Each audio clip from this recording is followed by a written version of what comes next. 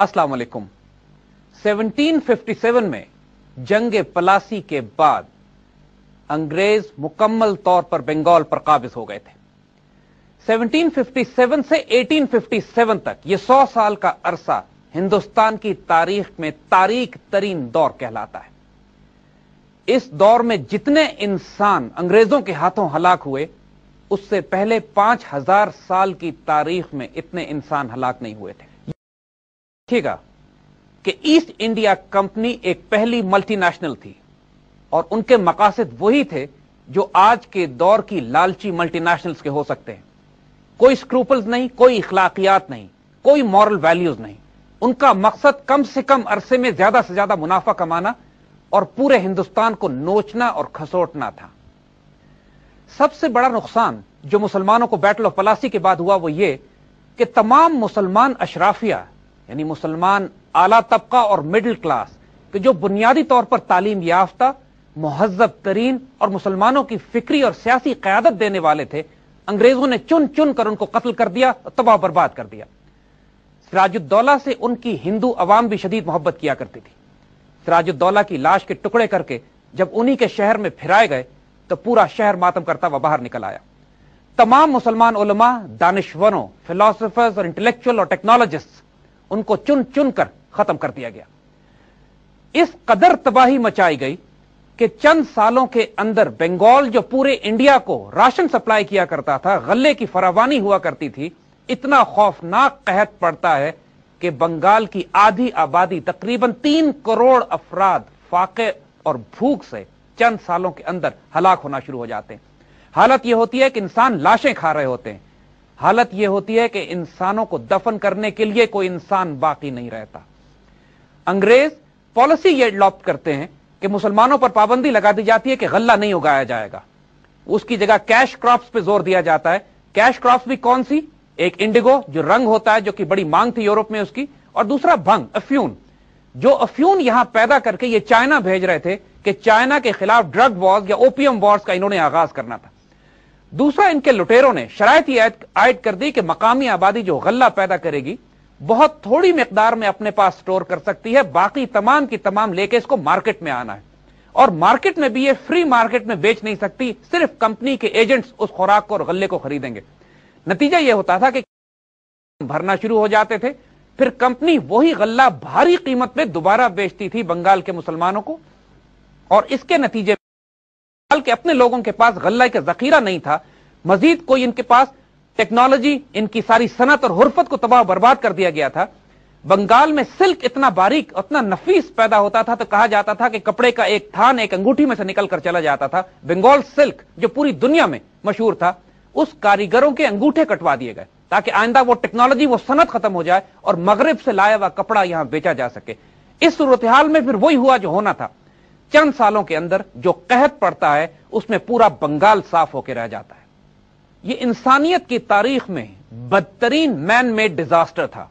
انسان کی نسل کشی کے لیے فوڈ سپلائی کنٹرول کرنے کا یہ آئیڈیا اس سے پہلے انسانیت کی تاریخ میں کسی کو نہیں آیا تھا، اور 1757 کی جنگ پلاسی کے بعد برٹش ایسٹ انڈیا کمپنی نے انسانیت کی فوڈ سپلائی کنٹرول کر کے انسان کو ہلاک کرنے کا جو پلان بنایا تھا، 1974 میں ہنری کیسنجر نے یہی پلان آج کی دنیا کے لیے بنایا ہوا ہے کہ انسانوں کی خوراک کنٹرول کی جائے اور اس کے نتیجے میں انسانوں کی آبادی کم کی جائے۔ انگریزوں کا مقصد لوٹ کھسوٹ بھی تھا اور تمام ہندوستان کی اشرافیہ اور اعلیٰ ترین پڑھے لکھے طبقے کو ہلاک اور ختم کرنا بھی، کیونکہ ان کو یقین ہی نہیں تھا کہ ہندوستان پر کبھی ایسٹ انڈیا کمپنی حکومت کر سکتی ہے۔ لہذا جو وقت ان کے پاس تھا اس میں میکسیمم پروفٹس، میکسیمم لوٹ مار، اور جتنا زیادہ یہ گریب کر سکتے تھے اس کے لیے انہوں نے یہ زبردست سکوشڈ ارتھ پالیسی، یعنی تباہ برباد کر کے ہر چیز کو جتنا لوٹ سکتے ہو، کیونکہ ان کا خیال تھا کہ چند دنوں کے بعد مغل اور دوسرے مسلمان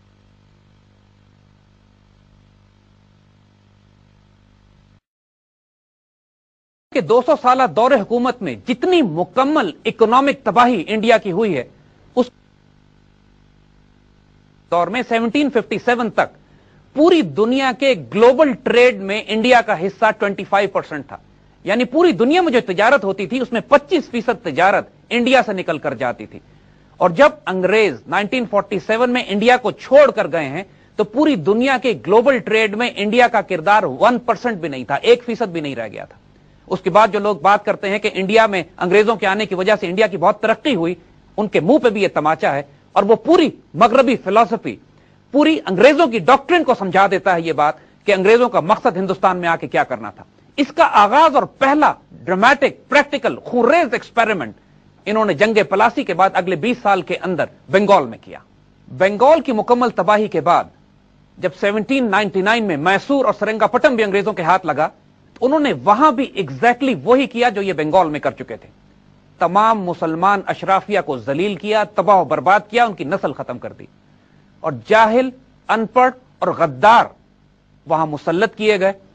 और तमाम टेक्नोलॉजी जो टीपू सुल्तान पूरी दुनिया से लेकर आए थे, उस तमाम टेक्नोलॉजी को यूरोपियंस ने अपने कब्जे में करके ये मगरब की तरफ ले गए। लेकिन टीपू सुल्तान के बाद इनको रोकने वाला कोई नहीं था। मुगल एम्पायर इस कदर कमजोर हो चुकी थी कि बादशाह का सिर्फ इख्तियार अपने महल तक बाकी रह गया था, किले तक बाकी रह गया था। गो के मुसलमान या मुगल गवर्नर्स मुख्तलिफ जगहों पर अपॉइंटेड थे, मगर इंडिया में बहुत बड़ी तादाद राजों, महाराजों, नवाबों की थी जिनकी अतात थी मुगलों की तरफ, लेकिन उसके बावजूद मजबूर थे, ताकत नहीं रखते थे कि अंग्रेजों के इस बढ़ते हुए तूफान को रोक सकें। एक एक करके तमाम राजे, महाराजे, नवाब, उनकी तमाम रियासतें ईस्ट इंडिया कंपनी के कब्जे में जाती रहीं। और जहां पर भी ये ईस्ट इंडिया कंपनी वाले गए, उन्होंने वही सुलूक किया जो वो बंगाल में कर चुके थे या मैसूर में इन्होंने किया था। नतीजा यह हुआ कि पूरे हिंदुस्तान में एक जबरदस्त तबाही, बर्बादी, इकोनॉमिक डिजास्टर 1757 से 1857 के दरमियान इस तरह मुसल्लत हुआ कि कम से कम 6 करोड़ अफराद इस 100 साल के अंदर मैन मेड डिजास्टर से। यह बात हमारी तारीख में नहीं बताई जाती, लेकिन 1757 और 1857 के दौरान टीपू सुल्तान की शहादत के बाद भी कम से कम 25 बड़ी बड़ी बगावतें बर्पा हुई हैं हिंदुस्तान में। मुख्तलिफ राजे, महाराजे, नवाब, मुसलमान, जनरल, कमांडर्स, उलमा, उन्होंने बगावतें बर्पा की अंग्रेजों को अपने इलाकों से निकालने के लिए। देखिए, एक तरफ तो अवाम पिसी हुई थी बुरी तरह, अवाम को खाने को नहीं मिल रहा था, तमाम food supply technology east India company ने अपने कब्जे में कर ली। दूसरी तरफ जब ये अशराफिया को, मुअज़्ज़ज़ तबके को, पढ़े लिखे अफराद को, उलमा को जलील करते थे, तो कुदरती बात है अवामुन्नास को भी दुख होता था, क्योंकि मुसलमानों ने 1000 साल हुकूमत बहुत टॉलरेंट और अदब के साथ और मोहब्बत और प्यार के साथ की। टीपू सुल्तान की 80% रियाया हिंदू थी, सिराजुद्दौला की 80% रियाया हिंदू थी, उसके बावजूद वो उन पर जान छिड़कती थी। तमाम हिंदुस्तान के इंसान, चाहे वो सिख थे, हिंदू थे, पारसी थे, बुद्ध थे या मुसलमान, उनकी मरकजी क़यादत मुसलमान थी। हम आपको खास तौर पर रिकमेंड करेंगे कि तलाश कीजिए कि 1757 और 1857 के दरमियान क्या जुल्म किए गए। इंसानी तारीख में इतना बड़ा जेनोसाइड नहीं किया गया, और मैन मेड जेनोसाइड जिसके अंदर बिला तफरीक मुसलमान, हिंदू, ईसाई जो बसते थे वहां पर, उनको इस कदर बेदरेग तरीके से कत्ल किया गया, इस कदर बेदरेग तरीके से नस्ल कशी की गई कि हिंदुस्तान की कमर टूट के रह गई, माशी तौर पर भी, इंटेलेक्चुअल तौर पर भी, इकोनॉमिकली भी और मिलिटरीली भी। जहां पे सारी तबाही की वजह से अवामुन्नास पिसे हुए थे, तो यही कुछ सलूक उस मकामी फौज के साथ भी होता था कि जो ईस्ट इंडिया कंपनी के तहत आ गई थी। ईस्ट इंडिया कंपनी ने बहुत बड़ी तादाद में मकामी दस्ते रिक्रूट किए थे और उनकी असल main body of force local थी। उसके अंदर सारी कौमें शामिल थी, हिंदू और मुसलमान, पर्टिकुलरली सिख भी थे, गोरखास भी थे। मगर कैफियत यह थी कि जहां मकामी आबादी कुछ भी नहीं कर सकती थी, लेकिन फौजों के अंदर जब फ्रस्ट्रेशन बढ़ती थी तो ये जगह जगह बगावत किया करते थे। यहां पे चूंकि समरी मिलिट्री ट्रायल्स थे, ईस्ट इंडिया कंपनी का जुल्म सितम था, कोई regular army discipline courts, trials, जजेस, इस तरह की तो कोई चीज थी नहीं, तो मामूली मामूली गलतियों पर सिपाहियों को तोपों के आगे बांधकर उड़ा दिया जाता, इनको कत्ल कर दिया जाता, उनकी तनख्वाहें रोक ली जाती, इनको जलील ख्वार किया जाता और फौजों के साथ कीड़े मकोड़ों जैसा सलूक किया जाता था। तमाम फौज के वो मुअज़्ज़ज़ कमांडर्स जो मुसलमान थे या हिंदू भी थे, कि जो अपनी फौज के साथ अच्छा सलूक करते और शिकायत करते अंग्रेजों से इस बुरे सलूक पर, उनको अपनी फौज, अपनी रेजिमेंट्स, अपनी यूनिट्स के सामने बुरी तरह जलील करके कत्ल गारत कर दिया जाता। इन तमाम बातों की वजह से सख्त फ्रस्ट्रेशन और गुस्सा मकामी फौज में भी पैदा हो रहा था, और इन्हीं हालात में पहुंचते हुए हम तकरीबन 1857 के पास पहुंच जाते हैं। बैटल ऑफ पलासी के बाद हिंदुस्तान के जो नेशनलिस्ट एलिमेंट्स थे, वो जो हिंदुस्तान से मोहब्बत करने वाले लोग थे, उसमें हिंदू और मुसलमान सब शामिल थे। ये बुनियादी तौर पर कोई मुसलमान रेजिस्टेंस नहीं थी, बहुत बड़ी तादाद में मकामी आबादी भी शामिल थी। मुसलमानों के हुस्न सलूक की वजह से उनकी हमदर्दियां मुसलमानों के साथ थी और अंग्रेजों को इन्वेडर्स के तौर पर देखा जाता था। तो 1757 के बाद से लेकर 1857 तक हर साल बैटल ऑफ पलासी वाले दिन नेशनलिस्ट पलासी के मैदान में जमा होते थे और कसम खाते थे कि हम दोबारा जिद्दोजहद करेंगे अंग्रेजों को हिंदुस्तान से निकालने के लिए। तो एक इमोशनल अटैचमेंट जो बैटल ऑफ पलासी के साथ थी, यह मुसलसल 100 साल जारी रही। साथ साथ एक वाकया हम सुनाना चाहेंगे। एक बहुत बड़े बुजुर्ग गुजरे हिंदुस्तान में, कोई अकबर के जमाने के आसपास, नेमतुल्लाह शाह वली ने आने वाले वक्तों में जो वाकयात होंगे उस पर एक प्रेडिक्शंस की थी, कसीदा लिखा था जिसमें आने वाले वाकयात, वो साहिब नजर साहिब बसीरत बुजुर्ग थे और गैर मामूली फारसी कसीदा उन्होंने बयान किया था। उस कसीदे में अकबर के वक्त के ही आसपास उन्होंने लिख दिया था कि एक वक्त आएगा कि नसरानी या अंग्रेज काबिज हो जाएंगे हिंदुस्तान पर और वो तकरीबन 100 साल हुकूमत करेंगे। वो कसीदा हिंदुस्तान में बहुत ज्यादा पॉपुलर था। कई 100 साल से जब से ये लिखा गया था, मुसलमान उलमा, दानिश्वर, हत्ता के हिंदू भी इसको पढ़कर आने वाले वाकयात के बारे में प्रेडिक्शंस किया करते थे। चूंकि 1857 में जंगे पलासी को तकरीबन 100 साल होने को आए थे, तो साथ साथ यह तस्वुर बड़ा स्ट्रांगली जड़ पकड़ गया कि अब वो नेमतुल्लाह के कसीदे के मुताबिक अंग्रेजों के 100 साल पूरे होने को आ रहे हैं और अब वक्त आ गया है कि अंग्रेजों को यहां से निकाला जाए। यह तस्वुर बिल्ड हो रहा था और इसके साथ साथ कुछ वाकयात और होते हैं जिसकी वजह से एक बगावत बर्पा हो जाती है। यहां पर एक दिलचस्प वाकया बयान करना जरूरी है। 1857 की जंग आजादी में एक नौजवान शामिल होता है, कोई 20-25 साल उसकी उम्र होती है। उस जंग में जब वो शामिल होता है तो उसको एक जो उम्मीद होती है उनकी कि हम उसको फतह हासिल कर लेंगे, एक बुजुर्ग आके उसको बताते हैं कि जिस आजादी के लिए तुम जंग कर रहे हो वो तुम्हें अभी नहीं 90 साल के बाद मिलेगी। नेमतुल्लाह शाह का जो प्रेडिक्शंस हैं वो 1857 से 1957 के दरमियान है। ये बात 1857 की जंग में उस शख्स को बताई जाती है। वो शख्स पाकिस्तान बनने तक जिंदा रहते हैं, 130-140 साल उम्र होती है उनकी, पाकिस्तान बनते देखते हैं वो। उसके बाद पाकिस्तान बनने के बाद भी कोई 30-40 साल जिंदा रहते हैं और 162 साल की उम्र में उनका इंतकाल होता है। आप इस्लामाबाद के कब्रिस्तान में जाइए जहां पर कुदरतुल्लाह शहाब की कब्र बनी हुई है। कुदरतुल्लाह शहाब की कब्र के पीछे अब्दुल माबूद साहब की कब्र है जिस पर लिखा हुआ है कि 162 साल की उम्र में उनका इंतकाल होता है। उस दौर में जो दूसरा बहुत बड़ा नुकसान उम्मत मुस्लिमा को उठाना पड़ा वो ये कि ना सिर्फ ये कि सल्तनत और रियासत उनके हाथ से गई, ना सिर्फ ये कि तमाम मुसलमान अशराफिया कत्ल कर दी गई, बहुत बड़ा नुकसान यह हुआ कि तमाम मुसलमान तहजीब के नामो निशान मिटाने के लिए अंग्रेजों ने कोशिशें शुरू कर दी। तमाम हिंदुस्तान को ईसाई बनाने की कोशिश, तमाम जुडिशियल सिस्टम जो कई हजार साल से वहां नाफिज था और मुसलमानों ने उसको इंतहाई मुनज़्ज़म करके इस्लामी तरीके पर नाफिज किया था, उसको तब्दील करके ब्रिटिश जुडिशियल सिस्टम की तरफ ले जाया गया। वो एजुकेशन सिस्टम जो कई 100 साल से सस्टेन कर रहा था मुसलमानों को, उसको ओवरनाइट तब्दील कर दिया गया। ओवरनाइट ये हुक्म दे दिया गया कि तमाम वो शख्स जो मुसलमानों के एजुकेशन सिस्टम से पढ़कर निकलेंगे वो जाहिल तस्वर किए जाएंगे और पढ़े लिखे लोग सिर्फ वो होंगे जो ब्रिटिश एजुकेशन सिस्टम से पढ़कर निकलेंगे। और इसी तरह मुसलमान तहजीब के तमाम निशानात, लैंग्वेज के, जबान के, अरबी के, फारसी के, इस तरह मिटाए जाने लगे कि जैसे मुसलमान तहजीब का पूरा वजूद खतरे में पड़ गया। स्पेनिश इंक्विजिशन में जिस तरह स्पेन में ईसाइयों ने कब्जा करने के बाद मुसलमानों का नामो निशान मिटा दिया कि 400 साल तक स्पेन में अजान नहीं दी गई, यह खतरा हो चला था कि हिंदुस्तान में भी यही कैफियत हो जाएगी। इस कैफियत में 1857 से कुछ पहले अंग्रेजों ने कुछ नए कारतूस मुतारिफ कराए। वो कार्ट्रिजेस कुछ इस तरह के थे कि उन कारतूसों को दांत से काटना पड़ता था, उसके बाद वो राइफल में लोड किए जाते थे। मगर उन कारतूसों में जानबूझकर तौहीन करने के लिए, जलील करने के लिए अपनी आबादी को सूअर और गाय की चर्बी इस्तेमाल की गई। गाय की चर्बी की वजह से हिंदू उसको काटने से एतराज करते और सूअर की वजह से मुसलमान उनसे मुतनफ्फिर थे। लेकिन अंग्रेज मजबूर करते अपने ट्रुप्स को कि उन्हीं कारतूसों को इस्तेमाल करें। नतीजतन जगह जगह बगावतें बर्पा होती थी। एक गैरिजन में एक हिंदू सिपाही पहले खड़ा हुआ जिसका नाम मंगल पांडे था। मंगल पांडे ने इस कारतूस को इस्तेमाल करने से इनकार किया। अंग्रेज अफसर से उसकी झड़प हुई, उसने उसको कत्ल कर दिया। नतीजतन जब अंग्रेज फौज ने बाकी मकामी फौज से कहा कि इसको गिरफ्तार करो, तो फौज ने इसको गिरफ्तार करने से इनकार कर दिया। इसके नतीजे में अंग्रेज फौज लाई गई, बड़ी सख्त झड़प हुई, मंगल पांडे को गिरफ्तार करके सजाए मौत दी गई, फांसी चढ़ा दिया गया और उसके साथ बाकी उसके यूनिट के तमाम अफराद के जिन्होंने इसको गिरफ्तार करने से इनकार किया था, बेदर्दी के साथ उनको तोपों के आगे रख के, उसमें मुसलमान भी थे, हिंदू भी थे, सिख भी थे, बेदर्दी से उनको कत्ल कर दिया गया। यह पहली बाकायदा रेजिस्टेंस थी फौज की ईस्ट इंडिया कंपनी के खिलाफ, ब्रिटिश राज के खिलाफ।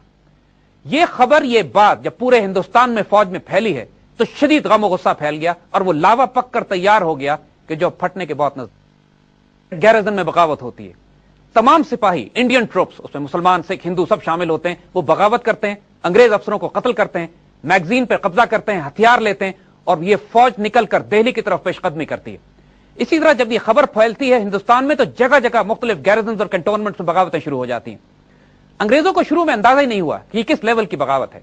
हर गैरिजन में उनके अफसरों ने सख्ती से उसको कुचलने की कोशिश की। नतीजा यह हुआ कि शदीद झड़पें होती और गुस्से में मकामी फौज अंग्रेज अफसरों को कत्ल करती, रैंसैक करती, तबाह बर्बाद करती और अपने हथियार उठाकर चल पड़ती दिल्ली की तरफ। एक बात ध्यान में रखिएगा, ये सब दिल्ली क्यों आते थे? इसलिए कि 1000 साल से मुसलमानों की हुक्मरानी में रहने के बाद इनकी साइकी मेंटेलिटी यह बन सकी थी कि इनकी क़यादत सिर्फ मुसलमान, मुगल बादशाह और मुसलमान करेंगे। किस मसलक के, किस मकतबा फिक्र के, किस मजहब के इंडियन सिपाही थे? जब उन्होंने बगावत की तो उनका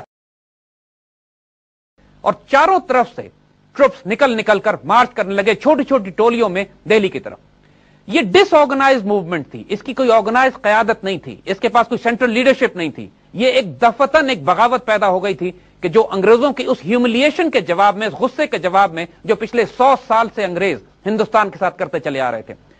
पूरा क्रेडिट जाता है हिंदुओं को, सिखों को, मुसलमानों को कि यह एक शुरू में एक पॉपुलर रेजिस्टेंस थी और यह तमाम तौर पे दिल्ली की तरफ बढ़े और दिल्ली में बादशाह को मुखातिब करके इन्होंने इख्तिदार अपने हाथ में लेने की दरखास्त की।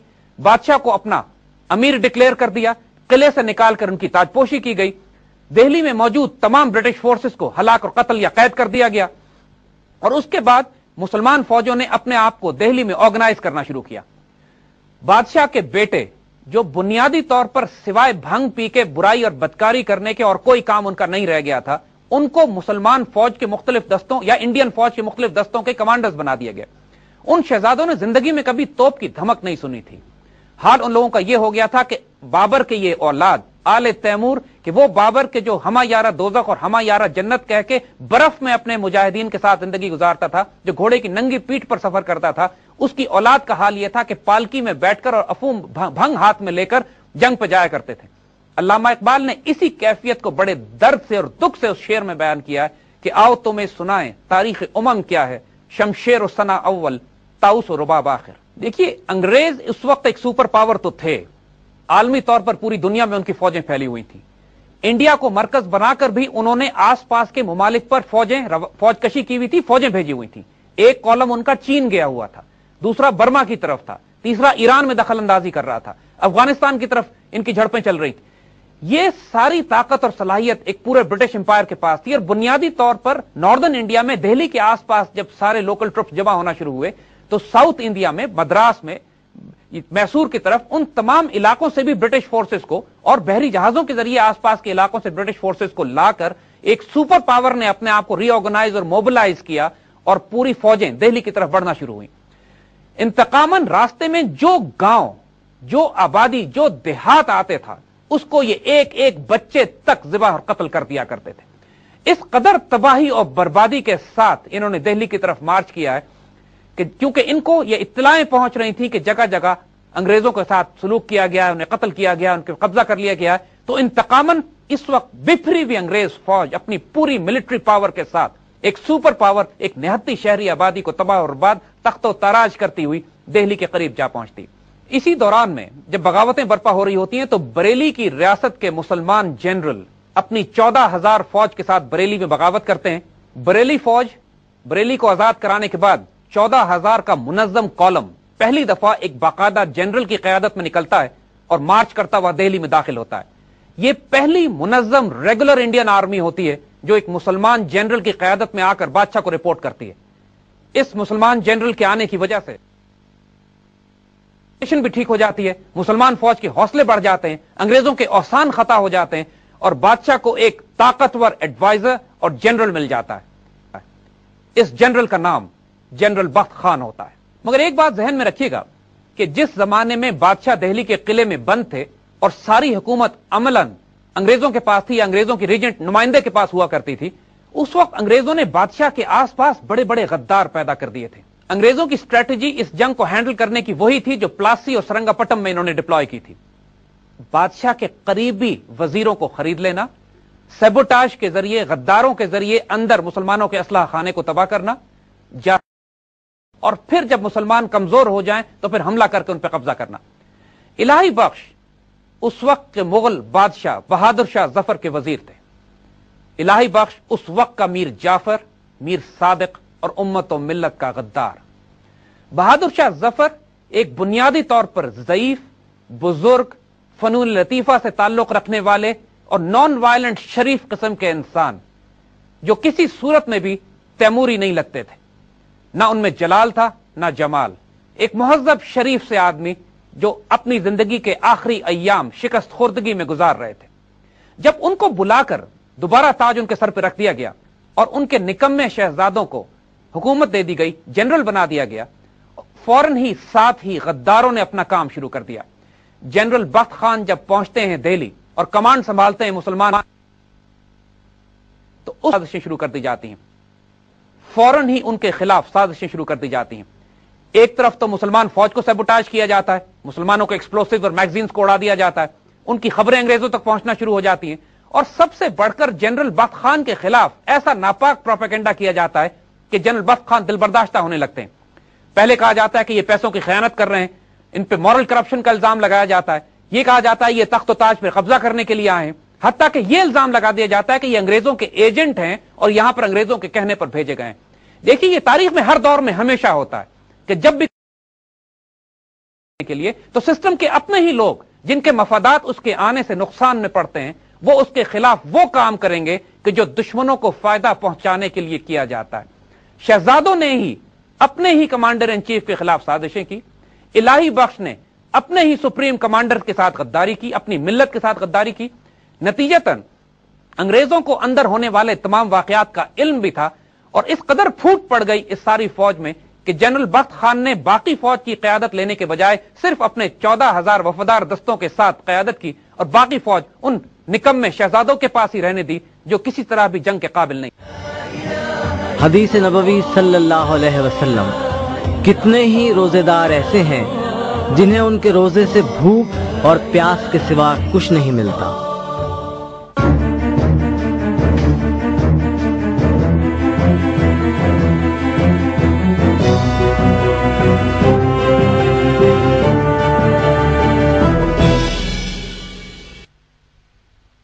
इन तमाम मुश्किलात के बावजूद जनरल बख्त खान अंग्रेजों का मुकाबला करते रहे। अंग्रेज आर्टिलरी बाहर से शहर पर फायर करती थी और अंदर से मुसलमान आर्टिलरी जवाब इसलिए नहीं दे सकती थी कि मुसलमानों के मैगजीन्स और बारूद खत्म कर दिए गए थे। बारूद खरीदने के लिए गंधक की जरूरत होती है और गंधक खरीदने के पैसे नहीं थे। हाल यह था कि खजाना खाली था, शहर के अंदर खाने और पीने का सख्त कहत बर्पा हो चुका था, फ्रस्ट्रेशन फैल रही थी, फौजियों को तनख्वाहें अदा नहीं हो रही थी, और हिंदू साहूकार, हिंदू मनी लैंडर के जो पैसा देने पर तैयार थे, उनसे शहजादे कर्ज लेकर अपनी अय्याशियों में जाया कर देते थे और फौजी मिलिट्री काम के लिए, मिलिट्री प्लानिंग के लिए और फौजियों के लिए रकम की फराहमी मुमकिन नहीं होती थी। अंग्रेजों ने साजबाज यह की कि अंदर साहूकारों को पैगाम भिजवा दिया कि तुम अब मजीद कर्ज देना बंद कर दो, हम तुम्हें कॉम्पनसेट कर देंगे। नतीजा यह हुआ कि हिंदू मनी लैंडर्स ने भी अंदर दिल्ली शहर के अंदर फौज को और बादशाह को कर्जे देना बंद कर दिए। नतीजा यह हुआ कि अब फौज के पास ना कोई पैसे थे, ना बारूद था और ना खाना पीना, और इस सूरत में दाखिली इंतशार की वजह से अब मुसलमान कमजोर होना शुरू हो गए। फिर भी तकरीबन 6 माह ये मुहासरा और ये जंग जारी पड़ा। चूंकि बागियों का सारा मरकज दिल्ली था और पूरे हिंदुस्तान से फौजें हरकत करके दिल्ली की तरफ जा रही थी, इसलिए अंग्रेजों को बाकी महाजों पर तवज्जो देने के बजाय सेंटर ऑफ ग्रेविटी पर फोकस करना था कि अगर वो बादशाह को कत्ल कर देते या हलाक कर देते या बख्त खान उनके काबू में आ जाता तो यह मजामत फिर कुचली जा सकती थी। एक बड़ी तकलीफ से बात यह हुई कि पंजाब ने, ईस्टर्न पंजाब, सिख, डोगरे और ये सारी कौमें जो थी, इन्होंने अंग्रेजों का साथ दिया और मुसलमानों के खिलाफ जंग की। अंग्रेज खुद कहते हैं कि अगर पंजाब के सिख और ये कौमें उठ खड़ी होती हमारे खिलाफ तो फिर हिंदुस्तान हमारे हाथ से निकल जाता। ये तारीख की बड़ी दर्दनाक वाकयात। बिलाखिर ये नौबत आ पहुंची कि ब्रिटिश फौज दिल्ली शहर के एक सेगमेंट में दाखिल हो गई। 10 बदस लड़ाई हुई। इस वक्त जनरल बख्त खान ने बादशाह को मशवरा दिया کہ آپ مرکز ہیں اس پوری تحریک کا, آپ میرے ساتھ شہر سے نکل چلیے اور ہم کسی پہاڑی علاقوں کے مورچوں میں اپنے آپ کو قلعہ بند کر کے انگریزوں کے خلاف ایک طویل جنگ لڑیں گے. دہلی اس قسم کی جنگ لڑنے کی جگہ نہیں ہے. بادشاہ راضی ہو گئے اور تیار تھے بخت خان کے ساتھ شہر سے نکلنے کے لیے کہ الہی بخش غدار نے بادشاہ سے کہا کہ اس مشورے پہ عمل کرنے کے نتیجے میں آپ کو نقصان ہوگا, یہ تک کہہ دیا کہ یہ بخت خان پشتون ہیں اور تو مجھے خطرہ ہے کہ آپ کو باہر لے جا کے یہ قتل کر دیں گے. اس قدر ناپاک جملے کے بعد بخت خان اتنے جلال میں آئے کہ تلوار نکال کر الہی بخش کی گردن اتارنا چاہتے تھے, لیکن بادشاہ بیچ میں آ گئے. پر اپنے آپ کو ٹھہرائیں گے اور جب تک کہ مزاحمت بخت خان جتنی مینٹین کر سکتے ہیں وہ کریں. انگریز فوج شہر میں داخل ہو جاتی ہے, بادشاہ ہمایوں کے مقبرے کی طرف چلے جاتے ہیں اور بخت خان اپنی فوج کو لے کر پیچھے سے نکل کر ایک دوبارہ صف بندی کرتے ہیں شہر سے باہر. انگریز فوج شہر میں داخل ہو کے بے درے قتل و غارت کرتی ہے. دہلی کی تاریخ میں اتنا تاراج اس کو تیمور لنگ نے والے حکمرانوں نے یا حملہ آوروں نے نہیں کیا ہوگا جتنا برٹش آرمی نے 1857 میں دہلی کو تاراج کیا.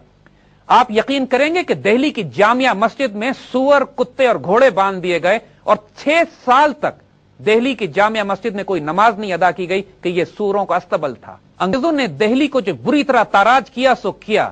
دہلی میں بھی جو سب سے بڑا نقصان مسلمانوں کو ہوا کہ تمام مسلمان اشرافیہ باعزت معزز لوگ جو صدیوں سے یہاں آباد تھے, پرانے گھرانے ایک ایک بچے تک ختم کر دیے گئے.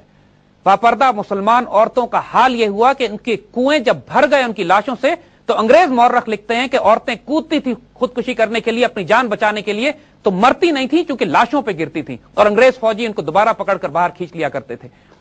مسلمان عورتوں کے ساتھ, بچوں کے ساتھ, آبادی کے ساتھ وہ ظلم ہوا جو 1947 کے فسادات میں ہوا تھا. 1947 کے فسادات میں تو مسلمانوں کا قتل عام سکھوں اور ہندوؤں نے کیا تھا. 1857 کے فسادات میں اسی طرح کا قتل عام برٹش آرمی نے کیا تھا. یہ اس قدر شدید ظلم تھا کہ پوری دنیا میں اس کی بازگشت سنائی دی گئی. بلکہ فرانس نے تو یہ تک دھمکی دی کہ اگر مقامی آبادی کا قتل و غارت بند نہیں کیا گیا تو فرانس انڈیا پر حملہ کر دے گا. حتیٰ کہ برٹش پارلیمنٹ میں بعد میں چند جنرلز اور آفیسرز پہ مقدمے چلائے گئے اس بات پر کہ اس قدر خون ریزی اور قتل و غارت کیا گیا کہ انسانیت کی تاریخ میں اس کی مثال نہیں دی گئی. ہم کو صرف چند تصویریں دکھائی جاتی ہیں اس دور کی کہ فریڈم فائٹرز کو پھانسی دی جا رہی ہے. یقین کیجئے انسانوں کو سنگینوں پر بھون کے آگ میں پکایا جاتا تھا, سٹیکس بنائے جاتے تھے, ان کے توپوں کے آگے رکھ کے ہزاروں عورتوں, بچوں, بوڑھوں کو دھماکوں سے اڑا دیا جاتا تھا. معذوروں, ریٹارڈڈ مغل فیملی کو, خاص طور پہ جو شاہی اور اشرافیہ تھا مسلمان طبقے کا, اس کے تو ایک ایک بچے, مینٹلی ریٹارڈڈ, ذہنی معذور, نابینا لوگوں کو بھی پھانسیاں دی گئیں, توپوں کے آگے اڑا دیا گیا. اتنا کمپلیٹ جینوسائیڈ مسلمان سیولائزیشن کا شاید ہلاکوں نے بھی نہیں کیا تھا. جنرل بخت خان ہمایوں کے مقبرے میں جا کر بہادر شاہ ظفر سے آخری دفعہ درخواست کرتے ہیں کہ آپ میرے ساتھ چلیے, لیکن الہی بخش پھر آڑے آ جاتا ہے. بخت خان اپنی فوج کو لے کے نکل جاتے ہیں, مگر جیسے ہی ذرا دور پہنچتے ہیں الہی بخش میجر ہڈسن کو بلا لیتا ہے بادشاہ کو گرفتار کرنے کے لیے. اب بادشاہ پہ راز کھلتا ہے کہ ان کو ایک آدمی بھیجتے ہیں بخت خان کے پیچھے, لیکن اس وقت تک بخت خان دور نکل چکا ہوتا ہے. بادشاہ کے شہزادے جو کسی حد تک تیموری خون ان میں باقی تھا وہ مزاحمت کرنے کا ارادہ کرتے ہیں, لیکن ان کی جان بخشی کا وعدہ کیا جاتا ہے اور بادشاہ اپنی بیگم اور بچوں کے ساتھ اور کچھ ملازمین کے ساتھ میجر ہڈسن کے حوالے ہو جاتے ہیں. جب اس گاڑی میں بیٹھ کر تھوڑے ہی فاصلے پر یہ جاتے ہیں تو ہڈسن گاڑی کو رکواتا ہے, شہزادوں کو نیچے اتارتا ہے اور شہزادوں کی گردنیں کاٹ کر بادشاہ کو پیش کر دی جاتی ہیں. بہادر شاہ ظفر اس وقت بیان دیتے ہیں کہ تیموری شہزادے اسی شان سے جان دیتے ہیں, لیکن اس وقت بہت دیر ہو چکی ہوتی ہے. بادشاہ کو قید کر لیا جاتا ہے. تمام مسلمان تحریک تھی. ظفر کو گرفتار کرنے کے بعد انگریز 2 کام کرتے ہیں. پہلا کام تو یہ کیا جاتا ہے کہ انڈیا کو برٹش ایسٹ انڈیا کمپنی کے کنٹرول سے نکال کر براہ راست کراؤن یا برٹش امپائر اپنے کنٹرول میں لے لیتی. اور دوسرا کام وہ یہ کرتے ہیں کہ بہادر شاہ ظفر کو اپنے قریبی خاندان اور اپنے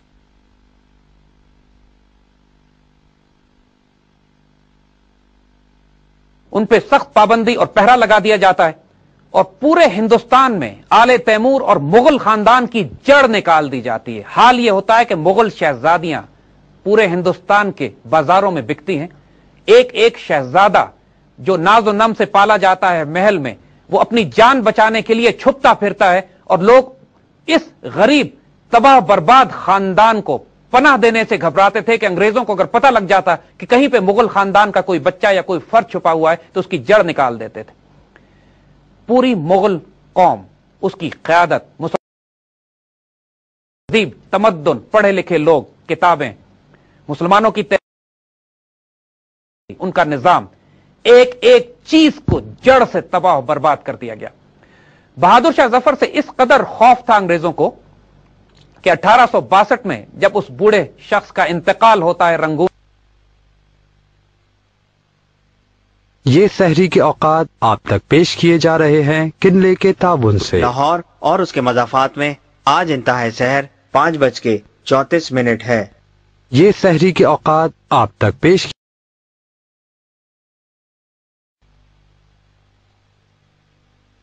में और इस बेसरो सामानी में कि वो ये शेर कहता है कि कितना है तू बदनसीब है ए जफर के दफन के लिए 2 गज जमी बिना मिली कुए यार में। इस तन्हाई में, अफसुर्दगी में, मायूसी में जब उसका इंतकाल होता है तो उसकी कब्र पर भी किसी को जाने की इजाजत नहीं दी जाती। अंग्रेजों को खौफ यह था कि जिस तरह बैटल ऑफ पलासी को मरकज बनाकर इंडियन नेशनलिस्ट जमा होकर अंग्रेजों के खिलाफ बगावत की तैयारी किया करते थे, इसी तरह बहादुर शाह जफर की कब्र कहीं वो मरकज ना बन जाए कि जहां पे इंडियन नेशनलिस्ट दोबारा अंग्रेजों के खिलाफ बगावत ना बर्पा करें।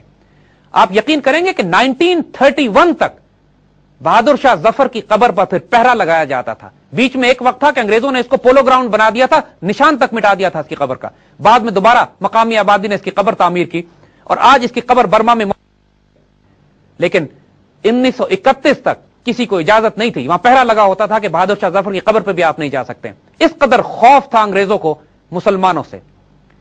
1857 के बाद आप देखेंगे कि मुसलमानों का एक तारीख दौर आता है। वो इसी वजह से कि वो तमाम गद्दार जिन्होंने इस जंग में अंग्रेजों का साथ दिया था, अंग्रेज इनको अशराफिया बनाने की कोशिश करते हैं, जागीरें दी जाती हैं, जमीनें दी जाती हैं, ओहदों पर फाइज किया जाता है। और वो मुसलमान अशराफिया कि जिन्होंने मजाहमत की थी अंग्रेजों से, उसको तबाह बर्बाद करके रख दिया जाता है। आज जो पाकिस्तान में वो फ्यूडल, वो वडेरे जो लैंडलॉर्ड्स हुकूमत कर रहे हैं थी अंग्रेजों से, ये वो अशराफिया, आर्टिफिशियल अशराफिया है जो बनाई गई है अंग्रेजों की तरफ से उस कई 100 साल पुरानी मुसलमान तहजीब की लाश के ऊपर। अंग्रेजों का ख्याल यह था कि मुसलमानों की सदियों से क़यादत अशराफिया को खत्म करने के बाद मजीद कोई क़यादत मुसलमानों में पैदा नहीं हो सकेगी, और जो क़यादत पैदा होगी वो होगी जो मगरबी निजाम में अंग्रेजों की तरबियत याफ्ता होगी। मगर कुदरत तो कुछ और मंजूर था। उसी निजाम से अल्लामा इकबाल पैदा होते हैं जो दोबारा मुसलमानों को अपने उरूज की बिशारत देते हैं। उसी निजाम से कायदे आजम बन के निकलते हैं जो मुसलमानों को वो क़यादत देते हैं जो पहले मुसलमान अशराफिया दिया करती थी। इन दोनों के मिलाप से अल्लामा इकबाल की आइडियोलॉजी और कायदे आजम के ड्यूटी, सेंस ऑफ ड्यूटी और मिशन की वजह से, क़यादत की वजह से एक दफा फिर मुसलमान रीऑर्गेनाइज करके 1947 में वो रियासत हासिल करते हैं कि जिसको हासिल करने की ख्वाहिश 1857 में इनको बगावत पर आमादा करती है। अंग्रेजों ने पूरे हिंदुस्तान में उन तमाम मुसलमान जनरल्स, उन हिंदू क़यादत और उस तमाम एलिमेंट्स की बेखकनी करना शुरू की कि जिन्होंने मुसलमानों का साथ दिया था। देखिए, ये एक पॉपुलर नेशनलिस्ट रेजिस्टेंस थी। बेगमात अवध मुसलमान थी जिन्होंने अंग्रेजों के खिलाफ बगावत की। इसी तरह रानी ऑफ झांसी हिंदू थी, उसने भी मुसलमानों के साथ मिलकर मुगलों का साथ दिया और अंग्रेजों के खिलाफ बगावत बर्पा की। तो जब अंग्रेजों ने कत्ल गारत शुरू किया है तो उसके अंदर हिंदू और मुसलमान दोनों लपेटे चले गए। जनरल बख्त खान अंग्रेजों के काबू नहीं आते हैं, वो तवील अरसा गुरिल्ला जंग जारी रखते हैं, छापामार हमले करते हैं, और वो गैरतमंद दलेर पश्तून जो अपनी इज्जत और आबरू के लिए अंग्रेजों से एक तवील जंग लड़ता है और सौदेबाजी नहीं करता, उसके अंजाम का दुनिया में कहीं किसी को पता नहीं चला। जनरल बख्त खान के बारे में दास्तानें मशहूर हो गई कि शायद कुछ अरसे के बाद दोबारा लौटेंगे, और इस उम्मीद पर मुजाहिदीन के दस्ते पूरे हिंदुस्तान में छुप छुप के छापामार कार्रवाइयां भी करते रहे और मुंतजिर रहे अपने आप को रीऑर्गेनाइज करने की कि दोबारा मुसलमान ऑर्गेनाइज करके अंग्रेजों के खिलाफ मजामत बर्पा करें। लेकिन यह वक्त था पूरी उम्मत मुस्लिमा की जवाल का। खिलाफत उस्मानिया सिक मैन ऑफ यूरोप के तौर पर आहिस्ता आहिस्ता अपनी तबाही की तरफ जा रही थी। बाकी पूरी मुसलमान दुनिया कॉलोनाइज हो चुकी थी। ये वो वक्त होते हैं कि जब लम्हों की खताएं सदियों में सजा काटनी पड़ती है। मुसलमानों ने जो सदियों से गलतियां की, जो साइंस और टेक्नोलॉजी को इग्नोर किया, जो अपनी तहजीब और तमद्दुन को छोड़ा, جو اللہ کا یہ خاص فضل تھا کہ علامہ اقبال اور ایک علماء کی ایک جماعت پیدا ہوئی دیوبند میں، بریلی میں، اور تحریک مزاحمت اور مجاہدین کے ایک وہ خیالات اور فکری سوچ، علامہ اقبال نے ان تمام کو ایک خوبصورت ترین آئیڈیالوجی دے کر اس دوبارہ ہندوستان کے مسلمانوں کے سامنے پیش کیا۔ علامہ اقبال کے دو خواب، ایک خواب کہ اسلامی ریاست قائم ہو، اور دوسرا یہ خواب کہ یہ ریاست مرکز بنے پوری دنیا کے مسلمانوں کو جمع کر کر ایک دوبارہ اسلامی احیاء کے لیے، ایک ہو مسلم حرم کی پاسبانی کے لیے، نیل کے ساحل سے لے کر تابہ خاک خاشگار، اس خواب کو بھی پورا ہونا باقی ہے۔ پاکستان کی تحریک آزادی کی جدوجہد اور داستان کم از کم بیٹل آف پلاسی سے شروع ہوتی ہے، جب مسلمان تحریک مزاحمت شروع کرتے ہیں۔ 1947 میں تقریباً 190 سال کے بعد پاکستان حاصل کیا جاتا ہے۔ پاکستان بنتے ہوئے ایک دفعہ پھر مسلمانوں کو اس جینوسائیڈ اور تباہی سے گزرنا پڑتا ہے جو 1857 کے بعد جس سے مسلمانوں کو واسطہ پڑا تھا۔ ایک دفعہ پھر مسلمانوں کی وہ اشرافیہ جو طویل عرصے کے بعد کسی حد تک قائم ہوئی اور تعلیم حاصل کی تھی، وہ تباہ و برباد ہو جاتی ہے اور اپنے آپ کو اکھاڑ کر دوبارہ پاکستان لے کر آتی، اور دوبارہ سے مسلمانوں کو اسی جگہ سے اپنا سفر شروع کرنا پڑتا ہے جہاں سے 1857 کے بعد انہوں نے سفر۔ نعمت اللہ ولی نے پاکستان بننے کے بعد آنے والے واقعات کے بارے میں بھی کچھ پیشنگوئیاں اور بشارتیں کی ہیں اہل نظر لوگوں کے لیے۔